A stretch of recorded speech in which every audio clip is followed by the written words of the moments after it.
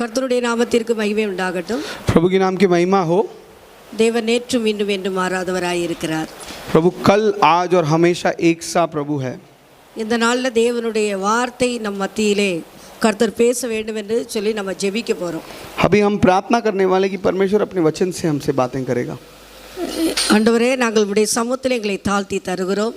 प्रभु हम अपने आपको आपके सम्मुख में नम्र कर देते हैं. பரிசுத்த ஆவியானவர் இன்று எங்கள் மத்தியில் பேசுவீராக. प्रभु आप पवित्र आत्मा हमारे मध्य में तो बातें कर. நீர் பேச நாங்கள் கேட்டு அதன்படி நடக்க கர்த்தர் எங்களுக்கு கிருபை தாரும். आप बात करें और हम उसे सुनकर उसके अनुसार चलने के लिए हमें मदद. தேவனுடைய கரம் எங்களோடு கூட இருக்க வேண்டும் என்று சொல்லி ஜெபிக்கிறோம். और हम दुआ करते हैं प्रभु आपका हाथ हमारे साथ रहे. உம்முடைய வார்த்தை எங்கள் மத்தியில் தொனிக்க வேண்டும் என்று சொல்லி ஜெபிக்கிறோம். आपका वचन हमारे बीच में मध्य में प्रकट होने के लिए हम प्रार्थना करते हैं. உம்முடைய வார்த்தை எங்களுடைய வாழ்க்கையிலே பெரிய மாற்றங்களை கொண்டு வர வேண்டும் என்று சொல்லி நாங்கள் ஜெபிக்கிறோம். हम प्रार्थना करते हैं कि आपका वचन हमारे जीवनों में बहुत बड़ा बदलाव लेकर आए. ஆண்டவரே, இந்த நாட்களிலே நீர் பேசுகிறக்கு ஒவ்வொரு வார்த்தைகளின்படி நடக்க கர்த்தர் எங்களுக்கு கிருபை தாரும். और हम प्रार्थना करते हैं प्रभु आपका वचन जो आप हमारे बीच में बांटेंगे वो हमारे जीवन में परिपूर्ण होने के लिए मदद करें. எங்களை தாழ்த்துகிறோம், உயர்த்துகிறோம். हम अपने आप को नम्र करते हैं, आपको उठाते हैं. இயேசுவின் நாமத்தில் ஆமென். यीशु के नाम से आमीन. ஆமென். ஹல்லேலூயா. हालेलुया. கர்த்தருடைய நாமத்திற்கு மகிமை உண்டாகட்டும். प्रभु के नाम की महिमा हो. தானியேல் 6ஆம் அதிகாரம் 28ஆம் வசனத்தில் தேவனுடைய வார்த்தை இப்படியாய் நமக்கு சொல்லப்படுகிறது. दानियेल के 6वां अध्याय में 28वां वचन में परमेश्वर का वचन ऐसा कहता है. தானியேலை குறித்து இந்த இடத்திலே அழகாய் சொல்லப்பட்டு இருக்கிறது. दानियेल के बारे में बहुत अच्छी रीति से लिखा गया है बाइबल में. தரியுவின் ராஜ்யபார காலத்திலும் பெர்சியனாகிய கோரேசுடைய ராஜ்யபார காலத்திலும் தானியேலின் காரியம் ஜெயமாய் இருந்தது. और दानियेल दारा और कुस्त्रु फारसी दोनों के राज्य के दिनों में भाग्यवान रहा.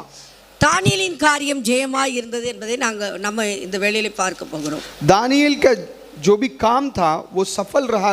इस वचन के ऊपर हम आज मनन करने वाले हैं. இந்த ஒரு வசனத்திலே அவனுடைய வாழ்நாள் முழுதும் அவனுக்கு ஜெயத்தை கர்த்தர் கொடுத்திருந்தார் என்பதை தெளிவாய் நமக்கு சொல்லுகிறார். और ये वचन के आधार पर हम जान सकते हैं कि परमेश्वर ने दानियेल का पूरा जीवन शैली में विजय दिया था. அவனுடைய வாழ்நாளிலே ராஜாக்கள் மாறினார்கள். और दानियेल के जीवन के दिनों में कई राजा बदल गए. ஆனால் இவனுடைய காரியம் மாத்திரம் எப்பொழுதுமே ஜெயமாய் இருந்தது. लेकिन सिर्फ दानियेल का जो जीवन था वो हमेशा विजयी था. இதை குறித்து நாம் இந்த நாளில் பார்க்க போகிறோம். ஒரு சம்பவத்தை நாம் பார்த்து அவனுடைய வாழ்க்கையில் கர்த்தர் எப்படி ஜெயத்தை கொடுத்தார் என்பதை பார்க்க போகிறோம். एक संभव को हम देखने वाले हैं उसके जीवन से, और हम देखने वाले हैं परमेश्वर ने कैसे उसे विजय दिया. நம்முடைய வாழ்க்கையிலும் கர்த்தர் எப்படி இப்படிப்பட்டதான சோதனை நாட்களில் நமக்கு கர்த்தர் எப்படி ஜெயத்தை கொடுப்பார் என்பதை பார்க்க போகிறோம். और उसके तुलना में हम देखेंगे कि परमेश्वर कैसे हमारे जीवन में भी वो परीक्षाओं के समय में कैसे वो हमें विजय देगा. நம்ம எல்லாருக்கும் தெரியும், தானியேல் இஸ்ரவேல் தேசத்திலிருந்து பார்த்தீங்கன்னா கானான் தேசத்திலிருந்து அவன் அடிமையாய் நேபுகாத்நேச்சர் அவனுடைய நாட்டுக்கு கொண்டு போனான். दानियेल के बारे में हम जानते हैं बाइबल के में लिखा है कि कैसे परमेश्वर उन दिनों में जो है दानियेल को जो है गुलाम के रूप में जो है नेबुकदनेस्सर बाबिलोन के जगह पर लेकर गया था. 1ஆம் அதிகாரம் தானியேல் 1ஆம் அதிகாரம் 3ஆம் வசனத்தில் சொல்லப்பட்டு இருக்கிறது. அப்பொழுது இஸ்ரவேல் புத்திரருக்குள்ளே ராஜ குலத்தார்களிலும் துறை மக்களிலும் யாதொரு மாசும் இல்லாதவர்களும் அழகானவர்களும் சகல ஞானத்திலும் தேறினவர்களும் அறிவில் சிறந்தவர்களும் கல்வியில் நிபுணரும் ராஜாவின் அரண்மனையிலே சேவிக்க திறமையுள்ளவர்களாகிய சில வாலிபரை அவன் தன்னுடைய நாட்டுக்கு கொண்டு சென்றான் என்று வேதவசனம் சொல்லுகிறது. दानियेल पहला अध्याय 3 और 4 वचन मिलकर तब उस राजा ने अपने खोजों के प्रधान अश्पनज को आज्ञा दी कि इजराइलियों राजपुत्रों और प्रतिष्ठिता पुरुषों में से ऐसे कई जवानों को ला जो निर्दोष, सुंदर और सब प्रकार की बुद्धि में प्रवीण और ज्ञान में निपुण और विधान और राजमंदिर में हकीम रहने के योग्य हैं, और उन्हें कसदियों के शास्त्र और भाषा की शिक्षा दे. ராஜாவின் அரண்மனையிலே சேவிப்பதற்கென்று இப்படிப்பட்ட திறமையுள்ள வாலிபர்களை அவன் கொண்டு சென்றான். राजा के महल में सेवा करने के लिए, काम करने के लिए राजा ने ऐसे जो काबिल युवाओं को जो है चुना. 3 வருடம் அவர்கள் அந்த இடத்திலே அவர்களை ட்ரைனிங் பண்ணி அந்த அரண்மனையிலே சேவிக்கும்படி வேலை செய்யும்படி அவர்களை அவன் வளர்த்தான் என்று வேதவசனம் சொல்லுகிறது. वचन कहता है कि 3 साल जो है उनको ऐसा ट्रेन किया गया, ऐसा शिक्षा दिया गया कि वो अपने ज्ञान में और बुद्धि में वो बढ़ने लगे. 2ஆம் அதிகாரம் 1ஆம் வசனத்தில் நாம் இந்த சம்பவத்தை தானியேலின் காரியங்களை குறித்து பார்க்க போகிறோம். 2ஆம் அதிகாரம் 2 अध्याय முதல் வசனத்தில் நேபுகாத்நேச்சார் ஒரு கனவை பார்க்கிறான். और हम दानियल के 2 अध्याय पहला वचन में हम देख पाते हैं कि नेबुकदनेस्सर ने एक सपना देखता है. நேபுகாத்நேச்சார் ராஜ்யபாரம் பண்ணும் 2ஆம் வருஷத்திலே சொப்பனங்களை கண்டான். அதனால் அவனுடைய ஆவி கலங்கி அவனுடைய நித்திரை கலைந்தது என்று வேதவசனம் சொல்கிறது. बाइबल कहता है अपने राज्य के दूसरे वर्ष में नबूकदनेस्सर ने ऐसा स्वप्न देखा जिससे उसका मन बहुत ही व्याकुल हो गया और उसको नींद ना आई. ஹல்லேலூயா. हालेलुया. அவன் சொப்பனத்தை கண்ட உடனே சாஸ்திரிகளை அழைக்கிறான், சோசியரை அழைக்கிறான், சூனியக்காரர்களை அழைக்கிறான், கல்தையரை அழைக்கிறான். और जैसे ही वो स्वप्न देखता है तुरंत वो क्या करता है, ज्योतिषों, तंत्री, टोन्हे और कसदी उन लोगों को बुलाया जाता है எல்லாரையும் கூப்பிட்டு சொல்றான், और उन सबको बुलाकर वो कहता है நான் ஒரு சொப்பனம் கண்டேன், मैंने एक स्वप्न देखा அந்த சொப்பனத்தை அறிய வேண்டும் என்று என் ஆவி கலங்கி இருக்கிறது. और उस स्वप्न को जानने के लिए मेरा जो प्राण है वो व्याकुल है, मन व्याकुल है. அப்போ வந்திருக்கிற அந்த சோசியக்காரர்கள், சாஸ்திரிகள், அந்த கல்தையர்கள் எல்லாரும் சொல்கிறாங்க, ராஜா சொப்பனத்தை சொல்லுவாராக, நாங்கள் அர்த்தத்தை சொல்லுகிறோம். और उस समय में जितने ही भी जो बुद्धिमान और तंत्र लोग और सब जो बड़े लोग आए थे, ज्योतिष लोग आए थे, वो सब कहने लगे कि राजा अपने स्वप्न को बताएं और हम उसका मतलब बताएंगे. 5ஆம் வசனத்தில் 2ஆம் அதிகாரம் 5ஆம் வசனத்தில் ராஜா சொல்கிறான், என்னிடத்திலிருந்து பிறக்கிற தீர்மானம் என்னவென்றால், तुरंत यहाँ पर हम देख सकते हैं राजा ने कसदियों को उत्तर दिया कि मैं यह आज्ञा दे चुका हूँ, நீங்கள் சொப்பனத்தையும் அதன் அர்த்தத்தையும் எனக்கு அறிவிக்க வேண்டும். यदि तुम स्वप्न और उसका अर्थ को नहीं बताओगे तो நீங்கள் கொலை செய்யப்படுவீர்கள் என்று சொல்லுகிறான். आप मारे जाओगे कर कर यहाँ पर लिखा गया है. ஹல்லேலூயா. हालेलुया. எப்படி இருக்கு? எல்லாரையும் கூப்பிடுறான், கூப்பிட்டு சொல்கிறான், நான் ஒரு சொப்பனத்தை பார்த்தேன், நான் அதனால் கலங்கி போனேன், இப்பொழுது நீங்கள் எனக்கு சொப்பனத்தையும் அதன் அர்த்தத்தையும் அறிவிக்க வேண்டும். किस तरह का एक चुनौती है, वो सबको बुलाता है और बोलता है कि मैंने एक स्वप्न देखा है, और स्वप्न देखने के बाद कहता है कि तुम स्वप्न को बताओ और स्वप्न का अर्थ भी तुम ही बताओ. அந்த எல்லா கல்தையர்களும், அந்த சோசியர்களும், சாஸ்திரிகளும், சூனியக்காரர்களும், எல்லா ஞானிகளும் அதே அதிகாரம் 2ஆம் அதிகாரம் 11ஆவது வசனத்தில் சொல்கிறாங்க, ராஜா கேட்கிற காரியம் மிகவும் அருமையானது. और वो जो ज्योतिष थे, जो तंत्री, टोन्हे, कसदी थे, वो सब कहने लगे कि राजा जो बात मांग रहे हैं, जो कह रहे हैं, वो बहुत कठिन है. மாம்சமாய் இருக்கிறவர்களோடு வாசம் பண்ணாத தேவர்களே ஒழிய ராஜ சமூகத்தில் அதை அறிவிக்கத்தக்கவர் ஒருவரும் இல்லை. और यहाँ पर उन्होंने कहा, देवताओं को छोड़कर जिनका निवास मनुष्य के संग नहीं है और कोई दूसरा नहीं जो राजा को यह बात सके. தேவனை தவிர வேறு ஒருவரும் அறிவிக்க முடியாது. वो कहता है कि देवताओं के सिवाय और कोई इन बातों को नहीं बता सकता. ராஜா கேட்கிற இந்த காரியம் மிகவும் அருமையானது, நல்லது. और राजा जो बात पूछ रहे हैं, पूछताछ कर रहे हैं कि मुझे स्वप्न भी बताओ, मैंने जो देखा है, और उसका अर्थ भी बताओ, ये बहुत अच्छी बात है. 10வது வசனத்தில் அவர்கள் சொல்லுகிறார்கள், ராஜா கேட்கும் காரியத்தை அறிவிக்கத்தக்க மனிதன் இந்த பூமியில் ஒருவனும் இல்லை. और 10वां वचन में, दानियल का 10वां वचन में वो कहते हैं कि राजा जो विनती कर रहे हैं, इस विनती को पूरा करने के लिए कोई भी मनुष्य नहीं है जो उसे बता सकता है. ஹல்லேலூயா. हालेलुया. ராஜாக்கு மிகுந்த கோபம் வந்து விட்டது. राजा को बहुत गुस्सा आ गया. 12வது வசனத்தில் சொல்லப்பட்டிருக்குது, மகா கோபமும் உக்கிரமும் கொண்டு பாபிலோனில் இருக்கிற எல்லா ஞானிகளையும் என்ன செஞ்சிருங்க, கொலை செய்து விடுங்கள். और 12 वचन में, दानियल 2 अध्याय 12 वचन में, राजा झुंझलाकर और बहुत ही क्रोध होकर बबुल के सब पंडितों के नाश करने की आज्ञा दे दी. ஹல்லேலூயா. हालेलुया। இது எவ்வளோ பெரிய சோதனை. देखिए कितना बड़ा चुनौती है। 3 வருஷம் அவங்களுக்கு சாப்பாடு போட்டு அவங்களுக்கு ட்ரைனிங் கொடுக்கறதுனால அவங்க கிட்ட ஒரு பெரிய காரியத்தை அவன் எதிர்பார்க்கிறான். और यहाँ पर देखिए 3 साल उन्होंने उनको खाना देकर उनको उनका जो है सब तरीके से ज्ञान और बुद्धि का बढ़ोतरी के लिए जो कार्य राजा ने किया, इसके लिए वो अपेक्षा करता है कि उसको उसका उत्तर मिले, राजा का जो स्वप्न है उसका उत्तर मिले। அவனுக்கு அந்த கலக்கத்தில் என்ன சொல்லுகிறோம் என்ன செய்கிறோன்னு தெரியாமலே செய்கிறான். अपने मन के व्याकुल के कारण वो उसको समझ ही नहीं है कि वो क्या बोल रहा है, क्या आज्ञा दे रहा है, कैसा वो निर्णय ले रहा है। ஆகையினால் பாபிலோனில் இருக்கிற எல்லா ஞானிகளையும் கொலை செய்யும்படி கட்டளை இடுகிறான். और इसके लिए वो आज्ञा देता है कि बाबिलोन में रहने वाले सभी जो भी पंडित हैं उनको मारा जाए।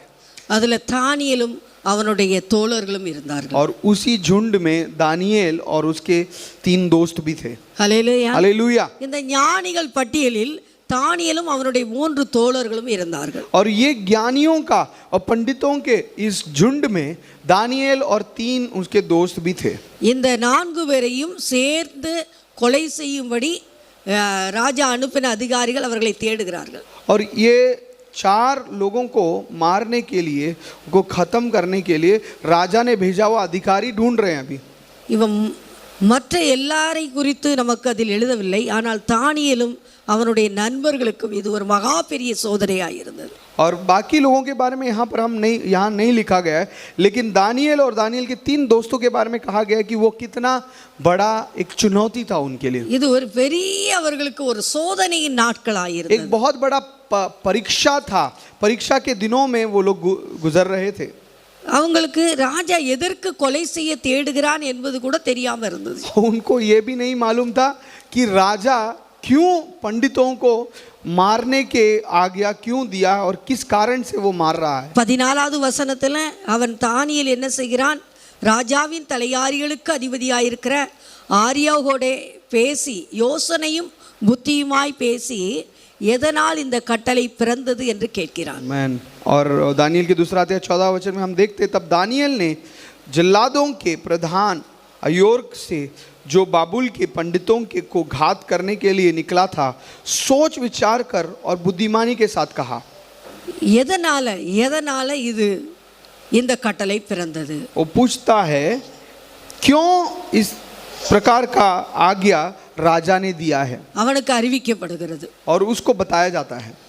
உடனே இவன் என்ன செய்கிறான், தானியேல் அந்த சொப்பனத்தை 16வது வசனத்தில் தானியேல் ராஜாவினிடத்தில் போய் சொப்பனத்தின் அர்த்தத்தை ராஜாவுக்கு காண்பிக்கும்படி தனக்கு தவணை கொடுக்க விண்ணப்பம் பண்ணினான். और 16 वचन में लिखा दानियेल ने भीतर जाकर राजा से विनती की कि उसके लिए कोई समय ठहराया जाए तो वह महाराज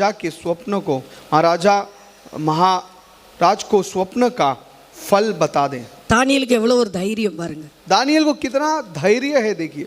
போய் விண்ணப்பிக்கிறான். वो राजा के सामने जाकर जो है विनती करता है, கொஞ்சம் டைம் கொடுங்க, कहता है कि थोड़ा समय और दो हमें, கொஞ்சம் டைம் கொடுங்க, थोड़ा और समय दो हमें, அந்த சொப்பனத்தின் அர்த்தத்தை நான் உங்களுக்கு காண்பிக்கட்டும். मैं बताना चाहता हूँ वो स्वप्न का अर्थ क्या है।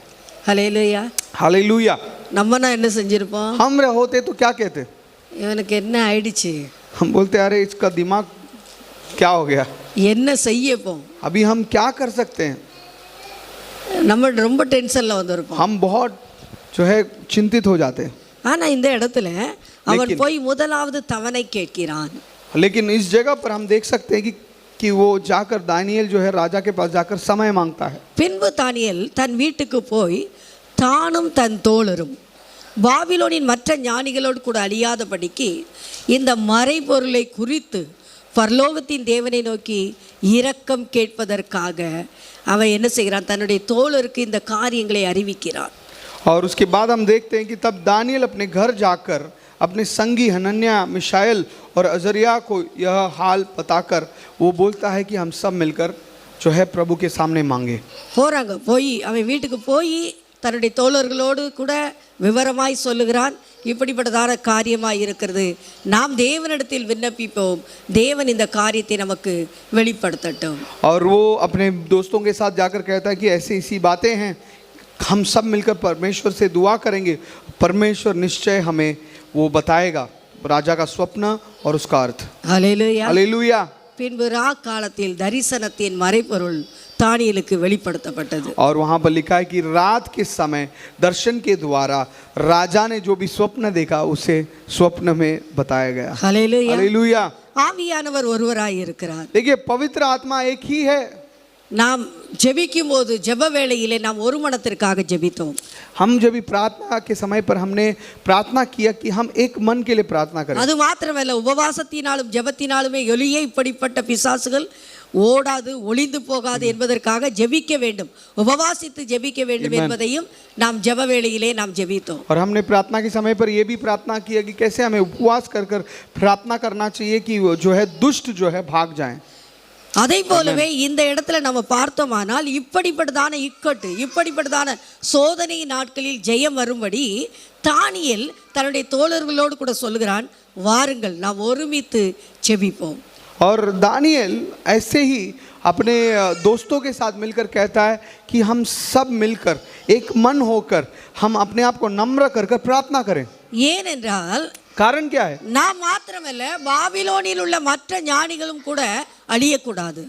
वो बोल रहा है क्योंकि हम सिर्फ नहीं लेकिन बाबिलोन के बाकी पंडित भी जो है मरना नहीं चाहिए। ஒரு மனிதனும் வீணாய் தன்னுடைய இரத்தத்தை சிந்தக்கூடாது. एक मनुष्य भी जो है अपना लहू को यूं ही जो है नहीं बहाना है।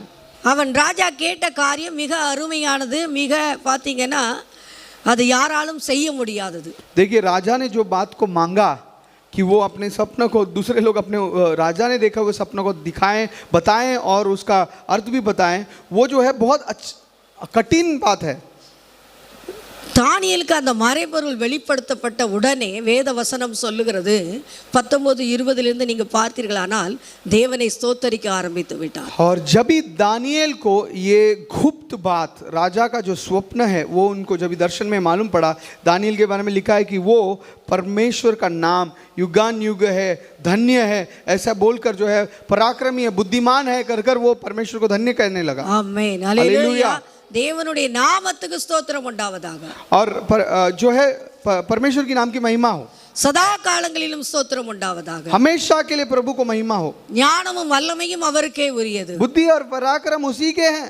அவர் காலங்களை சமயங்களை மாற்றுகிறவர். समयों और ऋतुओं को वही पलटता है। ராஜாக்களை தள்ளி ராஜாக்களை ஏற்படுத்துகிறவர். राजाओं का अस्त और उदय भी वही करता है। ஞானிகளுக்கு ஞானத்தை கொடுக்கிறவர். बुद्धिमानों को बुद्धि देता है, அறிவாளிகளுக்கு அறிவையும் கொடுக்கிறவர். समझ वालों को समझ भी देता है। அவரே ஆழமும் மறைபொருளுமானதை वही வெளிப்படுத்துகிறவர். गुड़ और गुप्त बातों को प्रकट करता है। இருளில் இருக்கிறதை அவர் அறிவார். वह जानता है कि अंधियारे में क्या है வெளிச்சம் அவரிடத்தில் தங்கும். और उसके संग सदा प्रकाश बना என் रहता है। பிதாக்களின் தேவனே, हे मेरे पूर्वजों के परमेश्वर, நீர் எனக்கு ஞானமும் வல்லமையும் கொடுத்து मैं तेरा धन्यवाद और स्तुति करता हूँ நாங்கள் உம்மிடத்தில் வேண்டிக் கொண்டதை இப்பொழுது எனக்கு அறிவித்து कि तूने मुझे बुद्धि और शक्ति दी है। ராஜாவின் காரியத்தை எங்களுக்கு தெரிவித்தபடியினால் உம்மை துதித்து புகழுகிறேன் என்று சொல்லி ஆண்டவரே அவன் உயர்த்துகிறான். और जिस भेद का खुलना हम लोगों ने तुझसे मांगा था उसे तूने मुझ पर प्रकट किया है। तूने हमको राजा की बात बताई है कर कर वो प्रभु को महिमा और धन्यवाद देने लगते हैं। ஹல்லேலூயா. हालेलुया। இப்பொழுது தானியேல் பாபிலோன் ஞானிகளை அழிக்க ராஜா கட்டளையிட்ட அந்த அதிகாரிடத்தில் போய் சொல்கிறான், என்னை ராஜாவினிடத்தில் கொண்டு போங்கள், நான் ராஜாவுக்கு அர்த்தத்தை தெரிவிப்பேன். तब दानिएल ने अर्योक के पास जिससे राजा ने बबूल के पंडितों के नाश करने के लिए ठहराया था, भीतर जाकर कहता है, बबूल के पंडितों का नाश न कर, मुझे राजा के सम्मुख भीतर ले चल, मैं फल बताऊंगा। 25வது வசனத்தில் சொல்லப்படுது, ராஜாவுக்கு முன்பதாக இந்த தானியேலை தீவிரமாக அழைத்து கொண்டு போனார்கள். और 25वां वचन में लिखा है, तब अर्योक ने दानिएल को राजा के सम्मुख शीघ्र भीतर ले जा गया। அங்க போய் என்ன சொல்றான்? हालेलुया। क्या कहा गया यहाँ पर? சிறைப்பட்டு வந்த யூதேயா தேசத்தாரில் ஒரு புருஷனை கண்டுபிடித்தேன். यहाँ पर वो कहता है, यहूदी बंधुओं में से एक पुरुष मुझको मिला है அவன் ராஜாவுக்கு அர்த்தத்தை தெரிவிப்பான். जो राजा के स्वप्न का फल बताएगा। ராஜா தானியேலை பார்த்து கேட்கிறான், राजा दानिएल को देखकर पूछता है, நான் கண்ட சொப்பனத்தையும் அதன் அர்த்தத்தையும் எனக்கு அறிவிக்க கூடுமோ? क्या तुझ में इतनी शक्ति है कि जो स्वप्न मैंने देखा है उसे फल समेत मुझे बताए? ராஜா தானியேல் ராஜாவை பார்த்து சொல்லுகிறான், ராஜா கேட்கிற மறைபொருளை ராஜாவுக்கு தெரிவிக்க ஞானிகளாலும் சோசியராலும் சாஸ்திரிகளாலும் குறி சொல்லுகிறவர்களாலும் கூடாது. और दानियल ने राजा का उत्तर दिया, जो भेद राजा पूछता है वह न तो पंडित न तंत्री न ज्योतिष न दूसरी भावी बताने वाले राजा को बता सकते हैं.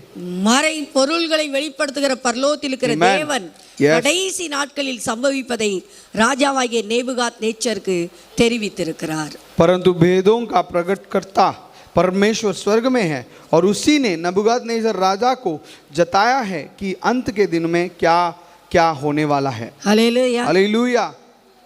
இப்போ ராஜா ஆச்சரியமா பார்க்கறான். राजा भी बहुत आश्चर्य से देखता है. காரணம் என்ன? कारण क्या है? கனவு கண்ட கனவை பார்த்து கலங்கினதினால் கனவையே மறந்து போனான்.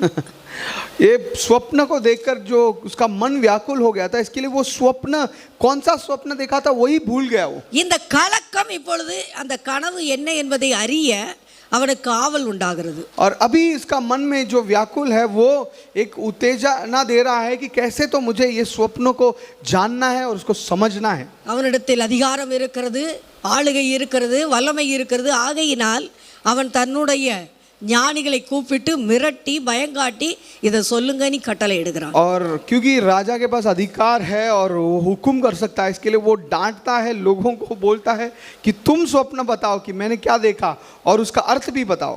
வீட்டில் ஞானிகள் வீட்டில் போய் என்ன பேசியிருப்பாங்க? ज्ञानी लोग और पंडित ने घर पर जाकर क्या बात किए होंगे? நம்மை ஆளுகை செய்கிற இந்த ராஜா வெறும் முட்டாளு. उन्होंने बोला रहेगा, अरे जो हमारा राजा है वो मूर्ख है. யாராவது மற்றவங்க கண்ட சொப்பனத்தை சொல்ல முடியுமா? क्या कोई है इस दुनिया में जो दूसरे ने देखा हुआ स्वप्न को बता सकता है? ஆனால் தானியேலின் தேவன் என்றென்றைக்கும் ஜீவிக்கிறவர் என்பதை நிரூபிக்கும்படி தானியேலின் காரியத்தை ஜெயமா இந்த இடத்திலே காண்பித்தார். लेकिन दानियल का परमेश्वर हमेशा जीवित है, इसे बताने के लिए ही परमेश्वर ने दानियल को अपना उसका जो स्वप्न है प्रकट किया. அழகா சொல்றார் தானியேல். और बहुत आश्चर्य से बताता है दानियल. 29வது வசனத்துல ராஜாவை பார்த்து அழகாய் சொல்லுகிறார். और राजा को देखकर बहुत अच्छे रीति से बताता है, ராஜாவே, हे राजा, உம்முடைய படுக்கையின் மேல் நீர் படுத்திருக்கையில் जब तुझको पलंग पर यह विचार हुआ இனி மேல் சம்பவிக்க போகிறது என்ன कि भविष्य में क्या होने वाला है, என்கிற நினைவுகள் உமக்குள் எழும்பிற்று. तब भेदों को खोलने वाले ने तुझको बताया. அப்பொழுது மறைப்பொருள்களை வெளிப்படுத்துகிறவர் சம்பவிக்க போகிறதை உமக்கு தெரிவித்தார். कि क्या क्या होने वाला है. आमीन. ஹல்லேலூயா. हालेलुया. அழகா சொல்றான். अब बहुत अच्छी रीति से बताता है, ராஜா நீங்க படுத்திருக்கிறீங்க, आप जो है अपने पलंग में लेटे हुए थे அப்போ நீங்க நினைக்கிறீங்க और आप उस समय पर सोच रहे थे, विचार कर रहे थे இனிமேல் என்ன நடக்கும், और सोच रहे थे अभी और क्या होने वाला है, நீங்க யோசித்து கொண்டே और இருக்கிறீர்கள். आप सोच ही रहे थे யோசித்து கொண்டே இருக்கும்போது நீங்கள் தூங்கி விட்டீர்கள். और वो विचार करते करते आप सो गए. அப்பொழுது மறைப்பொருள்களை வெளிப்படுத்துகிறவர் Amen. சம்பவிக்க போகிறதை உமக்கு தெரிவித்தார். तभी भेदों को खोलने वाले ने आपको बताया कि क्या क्या होने वाला है भविष्य में. हालेलुया. हालेलुया. காரணம் कारण क्या है? அவர் உம்முடைய இருதயத்தின் நினைவுகளை அறிந்திருந்தார். वो परमेश्वर आपके हृदय के विचारों को जानता था, ஆகையினால் உமக்கு தெரிவித்தார். इसीलिए उसने बताया. ஆனால் நீர் பயந்து அந்த கனவை மறந்து விட்டீர். लेकिन आप डर कर व्याकुल में, मन के व्याकुलता में अपने स्वप्न को भूल गए. 30வது வசனத்துல 30वां वचन में தன்னை குறித்து சொல்கிறான். वो अपने आप के बारे में कहता है, உயிரோடு இருக்கிற எல்லாரை பார்க்கிலும் எனக்கு அதிக ஞானம் உண்டென்பதினால் அது எனக்கு தெரியாது. मुझ पर यह भेद इस कारण नहीं खोला गया कि मैं और सब प्राणियों से अधिक बुद्धिमान हूँ. அர்த்தம் ராஜாவுக்கு தெரிய வரணும். लेकिन यहाँ पर लिखा है, परंतु केवल इसी कारण खोला गया कि स्वप्न का फल राजा को बताया जाए. உம்முடைய இருதயத்தின் நினைவுகளை நீர் அறிய வேண்டும். और तू अपने मन के विचार समझ सके. ஆகையினால் மறைப்பொருள் எனக்கு வெளியாக்கும். इसीलिए जो है मुझे ये स्वप्न और ये भेद जो है बताए गए. இந்த இடத்தில் அவன் கண்ட கனவை சொல்லுகிறான், और इस जगह पर उसने जो स्वप्न देखा उसका स्वप्न को बताता है அதன் அர்த்தத்தை சொல்லுகிறான். और उसका मतलब भी बताता है। ராஜா ஒரு பெரிய சிலையை பார்க்கிறான்.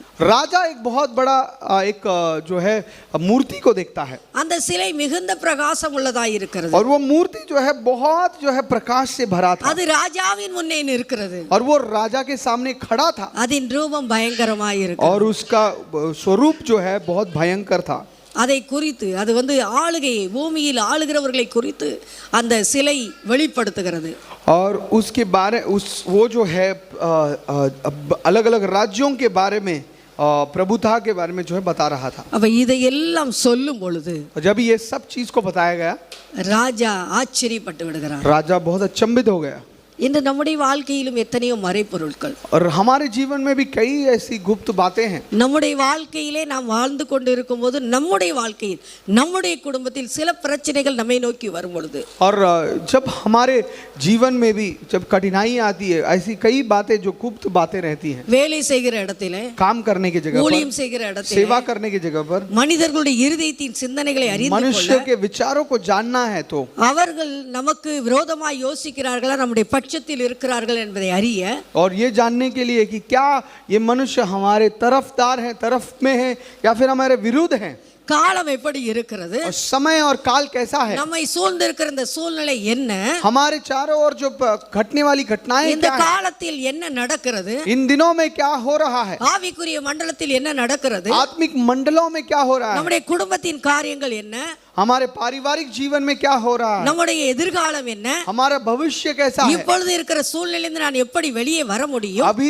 इस परिस्थिति में जो मैं हूँ इससे बाहर कैसे मैं आऊँ, இந்த சோதனைகளை நான் எப்படி ஜெயிப்பது, इस परीक्षाओं को मैं कैसे विजय पाऊँ, இதெல்லாம் அறிந்து கொள்ள ये सब जानने के लिए இந்த தானியேலை போல நாம் தேவனுடைய சமூகத்தில் காத்திருந்து ஜெபிக்கும் போது கர்த்தர் மறைபொருள்களை வெளிப்படுத்துவார். तो इस दानिएल के जैसे हम प्रभु के सम्मुख में ठहर कर जब हम प्रार्थना करते हैं परमेश्वर गुप्त बातों को प्रकट करता है। இத்தனை வருடங்களில் என்னுடைய அனுபவத்தில் நான் சொல்லுவேன், குடும்பத்தில் ஒரு பிரச்சனையா, என்னுடைய தனிப்பட்ட வாழ்க்கையிலே ஒரு பிரச்சனையா, என்னுடைய வாழ்க்கையிலே சோதனையா, ஆவிக்குரிய ஓட்டத்திலே சோதனையா, இல்லை என்றால் ஊழியத்திலே பிரச்சனையா என்றால் தேவனிடத்தில் ஓடி விடுவேன்.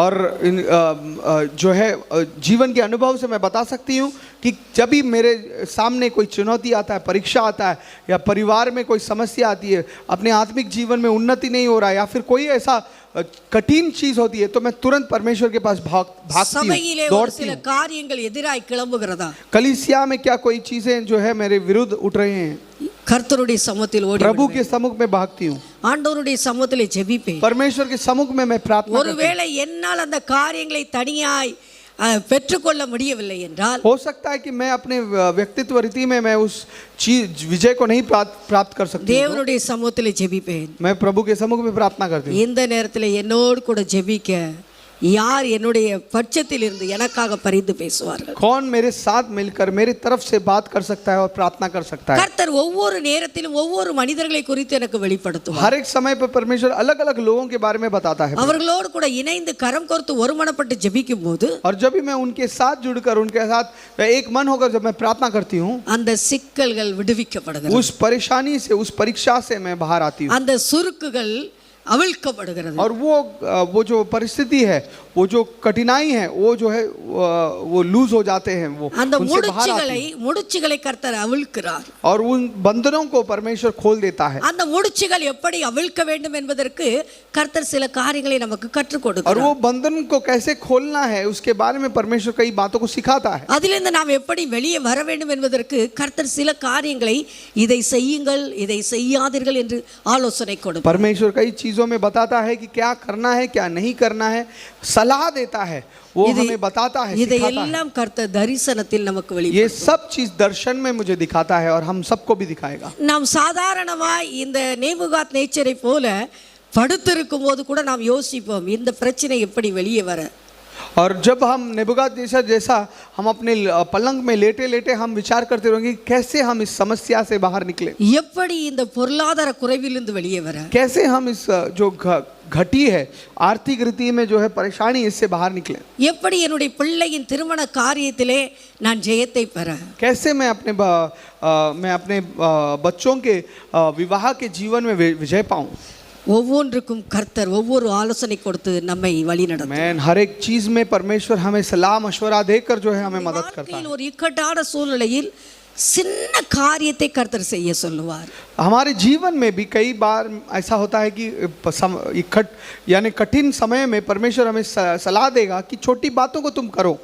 ஒருவேளை அந்த சூழ்நிலையில நமக்கு அதை செய்ய முடியாத சூழ்நிலையா இருக்கலாம். हो सकता है कि उन समय में हम बहुत कठिन होंगे, समस्या से गुजरते होंगे, हमको लगेगा कि ये नहीं कर सकते, இதை செய்யவே முடியாதுங்கிற ஒரு சூழ்நிலை हम இருக்கலாம். सोचते होंगे कि ये तो बहुत मुश्किल है करना. ஆனால் நீங்கள் मुयற்சி எடுத்து அதை செய்வீர்களானால் பெரிய வெற்றியை கர்த்தர் நமக்கு लेकिन தருவார். जब आप कोशिश कर कर आप वो करोगे, परमेश्वर एक बहुत बड़ा विजय देगा. आमीन. செல்வம் சிறு பிள்ளையாக இருக்கும்போது 3 மாதம் அவனால் நடக்க முடியவில்லை. காலிலே ஏதோ ஒரு பிரச்சனை.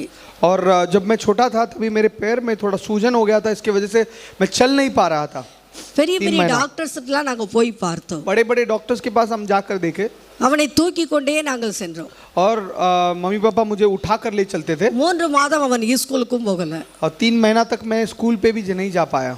கர்த்தருடைய சமூகத்திலே அழுது ஜெபிக்கும் பொழுது और जब भी मम्मी पापा ने प्रभु के सम्मुख में रोकर प्रार्थना किया, ஆண்டவர் சொன்னார், प्रभु ने कहा उनको, அவனுடைய வயதுக்கொத்த 2 இரட்டையர்களுக்கு அவனுக்கொத்து வயதுள்ள ஒரே வயது கொண்ட இரட்டை பிள்ளைகளுக்கு ட்ரெஸ் வாங்கி கொடுக்க கர்த்தர் சொன்னார். और उस समय प्रभु ने कहा कि मेरे ही उम्र के जो 2 जुड़वे बच्चों को कपड़े खरीद कर दो करके परमेश्वर ने ऐसा मन में एक विचार डाला. அதை ஆண்டவருடைய வார்த்தைக்கு அப்படியே கீழ்ப்படிந்து செய்த பொழுது அந்த ஊழியர் அந்த ட்ரெஸ்ஸை வாங்கி ஆண்டவரை ஸ்தோத்தரித்து தன்னுடைய பிள்ளைகளுக்கு உடுத்து வைத்த பொழுது கர்த்தர் செல்வத்துக்கு பூரண விடுதலை கொடுத்தார். और उस समय पर जब भी प्रभु के आज्ञा को पालन कर कर हमने वैसा किया, वो जो सेवक ने उस ड्रेस को लेकर प्रभु को धन्यवाद देकर अपने बच्चों को दिया, उस समय पर मेरे पैर में रहने वाले सब दर्द निकल गए. நீங்க ஆண்டவர்கிட்ட ஒவ்வொருடைய சூழ்நிலையிலும் ஒவ்வொரு பிரச்சனைகளிலும் ஒவ்வொரு காரியங்களிலும் ஆண்டவரே நான் என்ன செய்யட்டும் என்று நீங்கள் கேட்பீர்களானால் கர்த்தர் காரியங்களை வெளிப்படுத்துவார். மறைப்பொருள்கள் வெளிப்படுத்தப்படும். அதற்கென்று ஒரு விடுதலை உண்டாகும். और जब हम हर एक परिस्थितियों में, हर एक समस्या में, चुनौतियों में, परीक्षाओं में जब हम प्रभु को देकर पूछते हैं, प्रभु हमें बता, हमें सिखा कि हम क्या करें, इस समय पर कैसे हम जो है इस पर विजय पाए, परमेश्वर हमें बताएगा. தானியேலின் காரியம் ஜெயமாய் இருந்தது போல நம்முடைய வாழ்க்கையில ஒவ்வொரு பகுதியிலும் கர்த்தர் ஜெயத்தை கொடுக்கிறவராய். दानियेल के जीवन में कैसे वो सफल हो गया, परमेश्वर ने उसको विजय दिया, वैसे हमारे जीवन में भी हर एक क्षेत्र में परमेश्वर विजय देगा. ஜெபிப்பதும் தேவனுடைய சமூகத்திலே நாம் அவருடைய சித்தத்தின்படி ஜெபிக்க வேண்டியதாக இருக்குது. जब हम प्रार्थना करते हैं तभी भी हमें जो है परमेश्वर के विचार के अनुसार, इच्छा के अनुसार, मर्जी के अनुसार प्रार्थना करने की जरूरत है. அப்பொழுதுதான் அந்த ஜெபம் கேட்கப்படும், தேவ சித்தம் நடக்கும். तभी ही जो है हमारा प्रार्थना का उत्तर मिलेगा और परमेश्वर का इच्छा हमारे जीवन में. தானியேலின் காரியம் ஜெயமாய் இருந்தது போல நம்முடைய வாழ்க்கையிலும் ஆண்டவருடைய நாமத்தின் மகிமைக்கென்று ஒவ்வொரு பகுதியிலும் கர்த்தர் இன்று ஜெயத்தை கட்டளையிடுகிறார். दानियेल के जीवन में कैसे वो विजय पाया, वैसे हमारे जीवन में हर एक भाग में परमेश्वर विजय देगा. ஒவ்வொரு காரியங்கள் தானியேலை நீங்கள் படித்து பார்த்தீர்களானால் அவனுடைய வாழ்க்கையில் ஒவ்வொரு கட்டத்திலும் ஒவ்வொரு சோதனைகள் வந்து கொண்டே இருந்தது. और दानियेल को जब आप देखते हैं उसके जीवन में भी बाद में भी अलग अलग चुनौतियां आई, ஆனால் ஒவ்வொன்றிலும் அவன் தேவனை மாத்திரம் உறுதியாய் பிடித்துக் கொண்டான். लेकिन हर एक क्षण में, हर एक समय में उसने परमेश्वर को बहुत मजबूत रीति से पकड़ लिया. ஆண்டவர் அவனுடைய ஜெபத்தை கேட்டு அவனுடைய வாழ்க்கையை ஜெயமாய் கொடுத்தார். और प्रभु ने उसकी प्रार्थना को सुना और उसके जीवन में विजय दिया. ஜெபிக்கலாமா? நன்றி செலுத்துகிறோம். प्रार्थना करें आंखों को बंद कर कर. நன்றி செலுத்துகிறோம். धन्यवाद करते खुदा. உம்முடைய நாமத்தை நாங்கள் மகிமைப்படுத்துகிறோம். यीशु तेरे नाम को हम महिमा देते. தானியேலின் காரியம் ஜெயமாய் இருந்தது. दानियेल का हर एक काम विजय हो गया. அதுபோல எங்களுடைய வாழ்க்கையிலும் और वैसे ही हमारे जीवन में भी ஆண்டவரே இந்த எங்களுடைய வார்த்தைகளை கேட்டுக்கொண்டிருக்கிற ஒவ்வொருடைய வாழ்க்கையிலும் கர்த்தர் ஜெயத்தை தர வேண்டும் என்று சொல்லி ஜெபிக்கிறோம். प्रभु हम मांगते हैं जो भी हमारी आवाज़ को सुने उनके जीवन में भी परमेश्वर हमें आप विजय देना है कर कर मांगते हैं. தானியேல் எப்படி தன்னுடைய தோழர்களோடு கூட ஒருமனப்பட்டு உம்முடைய சமூகத்திலே வந்து ஜெபித்தானோ அப்படி நாங்கள் ஜெபிக்க கர்த்தர் கிருபை தாரும். जैसा दानियेल परमेश्वर आपके सामने अपने दोस्तों के साथ एक मन होकर उसने प्रार्थना किया, वैसे हमें भी मदद करो. ஒருமனப்பட்டு ஜெபிக்கும் போது हम जब एक मन होकर प्रार्थना करें, எங்களுடைய வாழ்க்கையில் இருக்கிற சிக்கல்களை கர்த்தர் அவிழ்க்கிறீர். हमारे जीवनों में रहने वाले बंधनों को आप खोल देते हैं. முடிச்சுகளை அவிழ்க்கிறீர். और जो भी जो चीज कठिन लग रहे हैं उसको आसान कर देंगे। வியாதியின் கட்டுகளை இயேசுவின் நாமத்தினாலே நீர் அவிழ்க்கிறீர். बीमारी के बंधनों को आप तोड़ देते हैं। எல்லா பொல்லாத ஆவிகளின் வல்லமைகளை நீர் அழித்து போடுகிறீர். सारे बुरे आत्माओं के कार्यों को आप विनाश कर देते हैं प्रभु। ஒவ்வொருவரையும் அழிக்க வேண்டும் என்று திட்டம் பண்ணுகிற பொல்லாத ஆவிகளின் வல்லமைகளை நீர் இயேசுவின் நாமத்தினாலே அழித்து ஒவ்வொருவருக்கும் நீர் ஜெயத்தை தருகிறீர். और हर एक का जो चीज लोग जो हमारे खिलाफ विरुद्ध जो गलत विचार करते हैं उन सबको आप भस्म करते हैं कर और उसके लिए अनुग्रह देते हैं, इसे हम जानते हैं। ஆண்டவரே நீர் ஒவ்வொருடைய வாழ்க்கையிலும் ஜெயத்தை தந்து நீர் உம்முடைய நாமத்தை மகிமைப்படுத்துறக்காய் நன்றி. और प्रभु हमारे जीवन में तू ऐसा कार्य कर तुम अपना महिमा ले रहा है, इसका धन्यवाद। இதன் மூலமாய் வருகிற எல்லா துதிகன மகிமையும் உமக்கே इसके தருகிறோம். द्वारा आने वाला सारा आदर गुण हम आपको देते हैं இயேசுவின் நாமத்தில். यीशु के नाम से। ஆமென் ஆமென். ஹல்லேலூயா. हालेलुया। கர்த்தருடைய நாமத்திற்கு மகிமை உண்டாகட்டும். प्रभु के नाम की महिमा हो।